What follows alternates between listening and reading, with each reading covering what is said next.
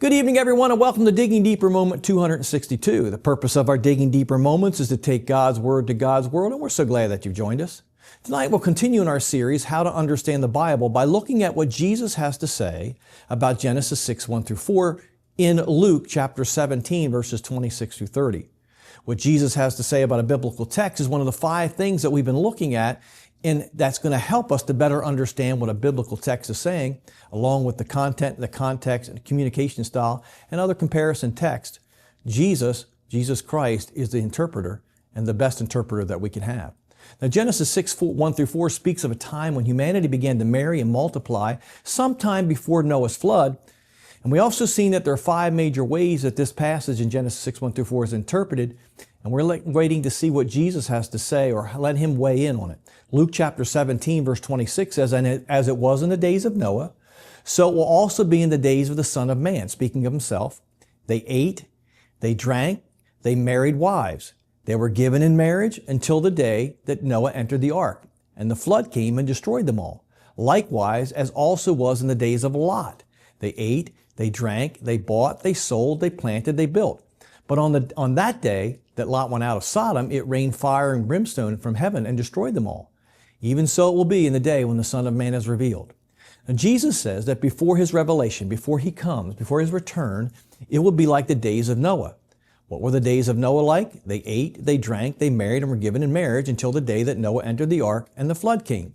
That's in Genesis chapter 6, 1 through 4, which it talks about them marrying and giving in marriage, and also talks in Genesis 6, 5 through the end of chapter 9 about the flood that destroyed them all. Jesus is clearly referencing Genesis 1 through 6, 1 through 2, which says, "Now it came to pass, when men began to multiply on the face of the earth, that daughters were born to them, that the sons of God saw the daughters of men, that they are beautiful, and they took wives for themselves of all whom they chose."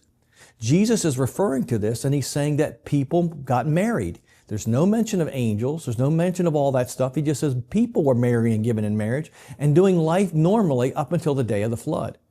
That Jesus is referring to life being normal to the day of the flood is confirmed by what he says in Luke chapter 17, verse 28. He says, likewise, he compares it. Likewise means like or as it was in the days of Lot.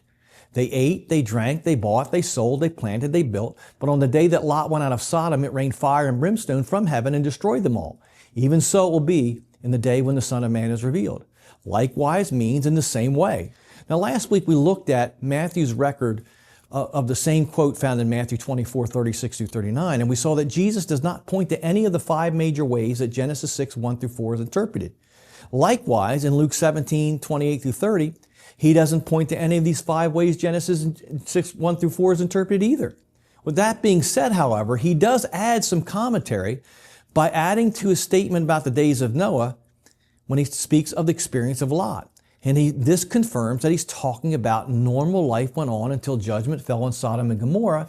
And this should lead one to ask, which of the 5 interpretations of Genesis 6, 1 through 4 could be taken as normal life? Is it a myth?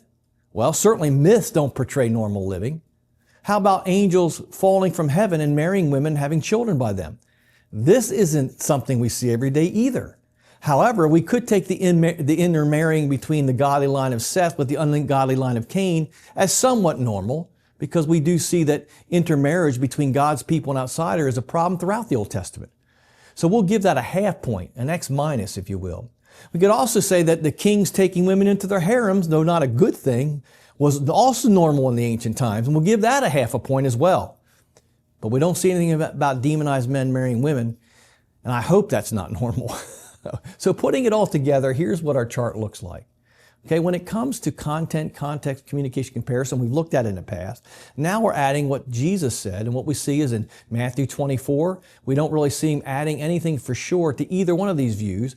But when we look at Luke 17, you could give a half a point to the kings, mighty men of old were kings, from Genesis 6, 1 through 4. You can also say the line of Seth, the line of Cain intermarrying could be an interpretation that Jesus is supporting as well, though it's not concrete. So that means of the 5, 3 have 1 point. The fallen angels, kings, and line of Seth view each have a point.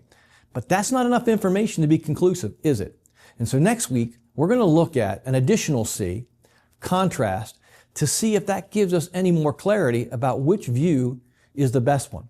If this lesson's helped you, please like us on Facebook, follow us on Instagram, subscribe to our YouTube channel, or check out our live podcast on either Apple or Spotify, and be sure to share this lesson with a friend. I hope to see you next week.